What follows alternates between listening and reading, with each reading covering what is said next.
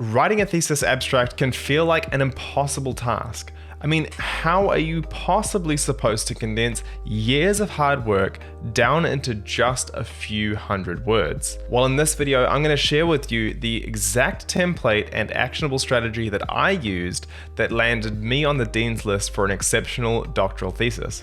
As a bonus, I'm also going to break down the difference between a regular research abstract and one you would write for your postgraduate thesis. To help illustrate this, I'm actually going to use my own thesis, which you can download in the description below and follow along. So without further ado, let's get into it. What even is a thesis abstract? Well, it's a concise summary of your entire thesis, and it gives the reader an overarching view of your research questions, methods, findings, and implications. It's typically the first section a reader encounters, and it gives them a snapshot of your entire thesis. Now, guidelines on how long this should be vary from university to university, but generally you want to stick to around 250 to 300 words at most. Now, although that's very short, it gives the reader an overall impression of the purpose and the significance of the research that you conducted for your thesis. I like to think of it as both a preview and also an invitation for the reader to, come along and read the rest. So let's briefly take a look at how research paper abstracts and thesis abstracts share a common structure. Both types of abstracts should contain the following core structure. Firstly, introduction and background. Both types of abstracts start by framing the research context. This section usually explains the relevance and importance of the topic. It usually answers why the research was undertaken in the first place and gives a brief explanation of the problem at hand. Next up, both types of abstracts usually want to state the main research aim or objective. Next up is methods and findings, right? Both types of abstracts are going to give some explanation of what you did and what you found. And lastly, there's some kind of conclusion and brief discussion of the implications of your findings. In other words, why does this research matter?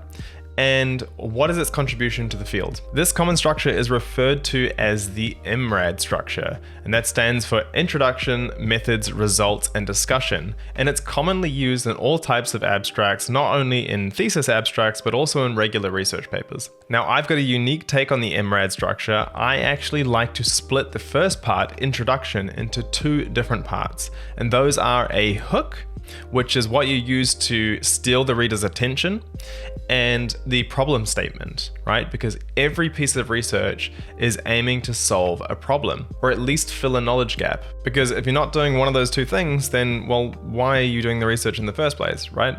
So, while thesis abstracts and research paper abstracts share this common structure, they do have some subtle differences, and you really need to understand these differences if you want to write a great thesis abstract. First and foremost is length and depth. A thesis abstract is somewhat longer than you would want a regular abstract to be for a research paper, and it also goes into a bit more detail. Secondly, when you're writing a thesis abstract, you're going to spend a little bit more time talking about the significance of your findings, right?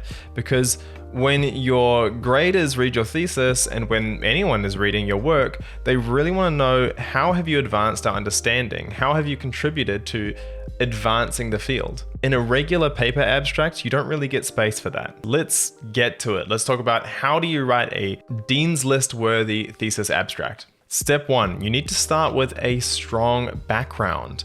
And remember, breaking that IMRAD structure, we're going to use a hook and a problem statement. Now, the hook is really difficult to write, I will give you that.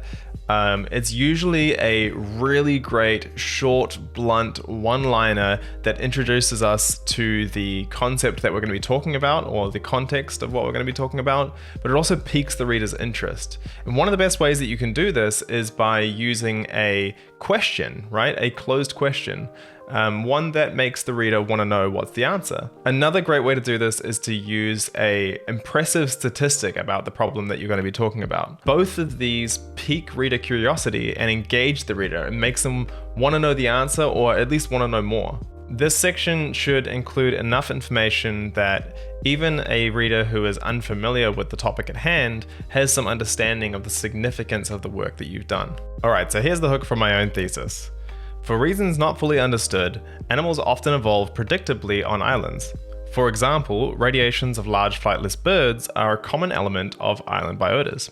So you can see that that hook works to pique reader curiosity because it talks about a interesting or curious fact. And that leads really nicely into the problem statement or the knowledge gap. However, our understanding of how plants evolve on islands is comparatively poor. Further, an investigation into the evolution of island plants could help resolve unanswered questions about island animals. So those sentences are really doing two things. One, we're talking about the problem, which is that we don't really understand how plants evolve on islands or why they evolve in predictable ways. And two, that working on plants could give us some better understanding about the mechanisms that are occurring in animals. Next up, you'll want to clearly state your research objective. Now, this should be essentially just a one-liner. You don't want to go into what you wanted to do in each chapter, but more so what your overarching aim for the entire corpus of work that is your thesis. Now, this should echo the same research objective that you stated in your introductory chapter.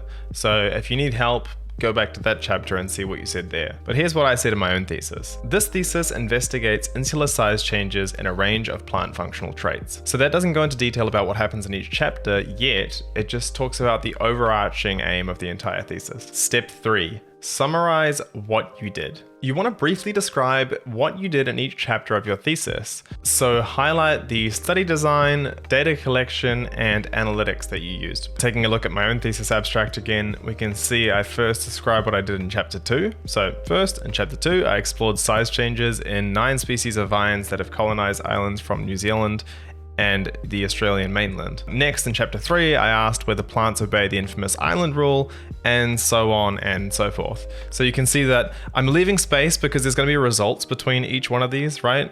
But I'm essentially setting up a structure that follows the same chapter flow that is apparent in the thesis, right? So that when the reader then actually decides, okay, I'm going to read this thesis, they know what to expect. They know which chapters are coming and in what order. All right, so next up, you want to state what you found in each of those chapters. Make sure you focus on only the most important findings. Avoid the temptation to list too many details about stuff that really doesn't matter. You want to provide enough information to tell the reader what was discovered without overloading them with just unnecessary jargon and detail. So here we can see I followed the same structure as we did before for what we did.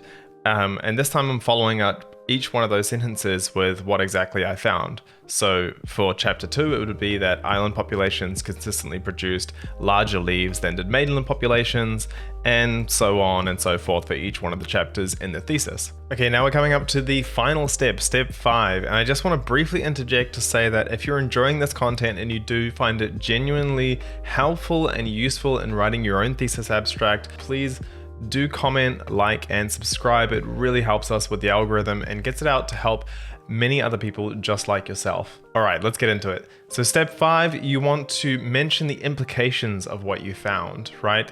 It's one thing to state what you found, but it's another to talk about what that actually means. What does that mean for advancement of your field, and how have you contributed to our understanding of nature, or whatever it is that you're studying. This section of the thesis abstract really echoes the same sentiments of what you said in your discussion chapter. By the way, if you need help writing your discussion section, make sure you check out the video up in the card here.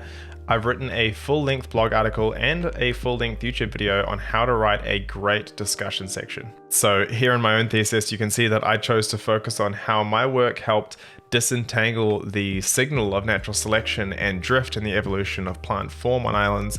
And it also talks about how investigating these kind of changes in plants also helps us understand the underlying evolutionary mechanisms that are going on. So try to achieve the same kind of thing with your own work. And that is it. With those tips, you should be able to write an effective thesis abstract, and with any luck, land yourself on the Dean's List. I just briefly want to cover 3 common mistakes to avoid.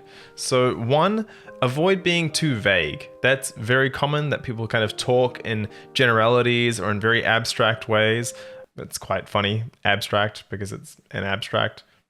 Science humor. You really want to be detailed, and this is a thesis abstract, so you have a little bit more space, you have a little bit more room to work with, you can be a little more specific. In saying that, you actually want to avoid unnecessary details. So be specific, but don't include details that don't really matter to the overall findings and implications of what you've done. And lastly, don't ignore your university guidelines. If they tell you that they want your thesis summary or your thesis abstract to be under 300 words, stick to under 300 words. I see that all the time that people try to go longer. You will get punished for this, and you definitely won't make the dean's list if your thesis abstract is too long. Remember, brevity is king, and that is it. You should be able to write an effective thesis abstract now. If you stuck around this long, I'd really appreciate it if you left a comment, hit the like button, hit the notification bell, and subscribe. That would be amazing. Otherwise, if you want to give your thesis abstract the absolute best possible chance you have of landing yourself on the dean's list, why not get it professionally edited? We provide that. It's down in the description below, so check it out. Thank you for watching, and I will see you in the next one.